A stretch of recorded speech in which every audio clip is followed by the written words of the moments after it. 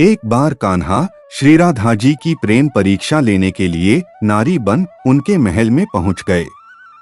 शाम को श्री राधा जी अपने राजमंदिर के उपवन में सखियों संग टहल रही थीं। तभी बागीचे के द्वार के पास मणिमंडप में एक बेहद सुंदर युवती को खड़े देखा। वह बेहद सुंदर थी। उसके चेहरे की चमक देख श्री राधा की सभी सहेलियां अचरज से भर गईं। श्री राधा ने गले लगाकर स्वागत किया और पूछा, सुंदरी सखी, तुम कौन हो, कहाँ रहती हो और यहाँ कैसे आना हुआ? श्री राधा ने कहा, तुम्हारा रूप तो दिव्य है। तुम्हारे शरीर की आकृति मेरे प्रियतम श्री कृष्ण जैसी है। तुम तो मेरे ही यहाँ रह जाओ। मैं तुम्हारा वैसे ही ख्याल रखूंगी जैसे भौजाई अपनी ननद का रखती है। यह सुनकर युवती ने कहा, मेरा घर गोकुल के नंद नगर में नंद भवन के उत्तर में थोड़ी ही दूरी पर है। मेरा नाम गोपादेवी है। मैंने ललिता सखी से तुम्हारे रूप गुण के बारे में बहुत सुन रखा था, इसलिए तुम्हें देखने के लोभ से चली आई। थोड़ी ही देर में गोपादेवी श्री राधा और बाकी सखियों से साथ घुल मिलकर गेंद खेलने और गीत गाने के बाद बोली, मैं दूर रहती हूँ, रास्ते में रात न हो जाए, इसलिए मैं अब जाती हूँ। उसके जाने की बात सुन श्री राधा की आंख से आंसू बहने लगे। वह पसीने पसीने होकर वहीं बैठ गईं। सखियों ने तत्काल पंखा झलना शुरू किया और चंदन के फूलों का इत्र छिड़कने लगी। यह देख गोपादेवी बोली, सखी राधा, मुझे जाना ही होगा, पर तुम चिंता मत करो, सुबह मैं फिर आ जाऊंगी। अगर ऐसा न हो तो मुझे गाय, गोरस और भाई की सौगंध है। यह कह वह सुंदरी चली गई। सुबह थोड़ी देर से गोपादेवी श्री राधा जी के घर फिर आई तो वह उसे भीतर ले गईं और कहा, मैं तुम्हारे लिए रात भर दुखी रही। अब तुम्हारे आने से जो खुशी हो रही है उसकी तो पूछो नहीं। श्री राधा जी की प्रेम भरी बातें सुनने के बावजूद जब गोपादेवी ने कोई जवाब नहीं दिया और अनमनी बनी रही तो श्री राधा जी ने गोपादेवी की इस खामोशी की वजह पूछा। गोपादेवी बोली, आज मैं दही बेचने निकली।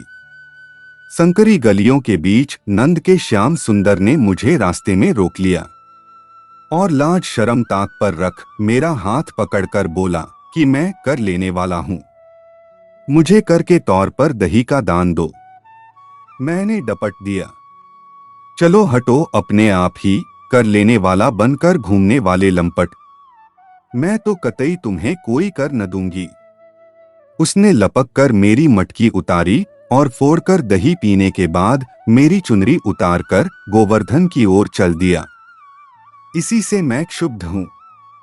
श्री राधे जी इस बात पर हंसने लगी तो गोपदेवी बोली, सखी, यह हंसने की बात नहीं है।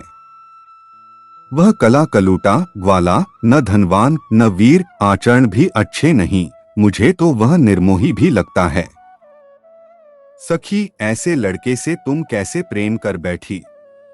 मेरी मानो तो उसे दिल से निकाल दो। श्री राधा जी बोली, तुम्हारा नाम गोपादेवी किसने रखा? वह ग्वाला है, इसलिए सबसे पवित्र है। सारा दिन पवित्र पशु गाय की चरणों की धूल से नहाता है।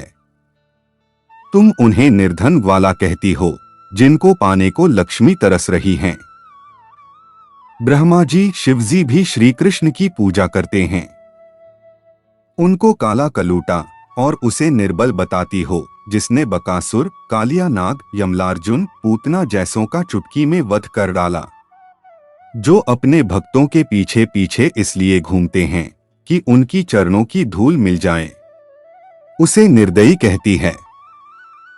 गोपादेवी बोली, राधे, तुम्हारा अनुभव अलग है और मेरा अलग। किसी अकेली युवती का हाथ पकड़ जबरन दही छीनकर पी लेना क्या सज्जनों के गुण हैं? श्री राधे ने कहा, इतनी सुंदर होकर भी उनके प्रेम को नहीं समझ सकी, बड़ी अभागिन है। यह तो तेरा सौभाग्य था, पर तुमने उसको गलत समझ लिया। गोपादेवी बोली, अच्छा, तो मैं अपना सौभाग्य समझ के सम्मान भंग कराती। अब बात बढ़ गई थी।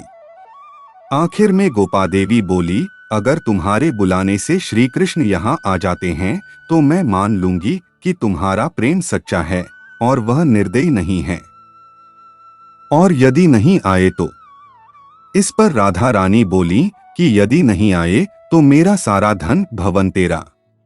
शर्त लगाकर श्री राधा आंख मूंद ध्यान में बैठ श्री कृष्ण का एक एक नाम लेकर पुकारने लगी। जैसे जैसे श्री राधा का ध्यान और दिल से की जाने वाली पुकार बढ़ रही थी, सामने बैठी गोपादेवी का शरीर कांपता जा रहा था। श्री राधा के चेहरे पर अब आंसुओं की झड़ी दिखने लगी। माया की सहायता से गोपादेवी का रूप लिए भगवान श्री कृष्ण समझ गए कि प्रेम की ताकत के आगे अब यह माया नहीं चलने वाली, मेरा यह रूप छूटने वाला है। वे रूप बदलकर श्री राधे राधे कहते प्रकट हो गए और बोले, राधा रानी आपने बुलाया, मैं भागता चला आ गया। श्री राधा जी चारों ओर देखने लगी तो श्री कृष्ण ने पूछा, अब किसको देख रही हैं? वे बोली, गोपादेवी को बुलाओ, वह कहाँ गई? श्री कृष्ण बोले, जब मैं आ रहा था तो कोई जा रही थी। कौन थी? राधा रानी ने उन्हें सारी बातें बतानी शुरू की और श्री कृष्ण सुनने चले गए। मंद मंद मुस्काते हुए श्री कृष्ण ने कहा, आप बहुत भोली हैं, ऐसी नागिनों को पास मत आने दिया करें।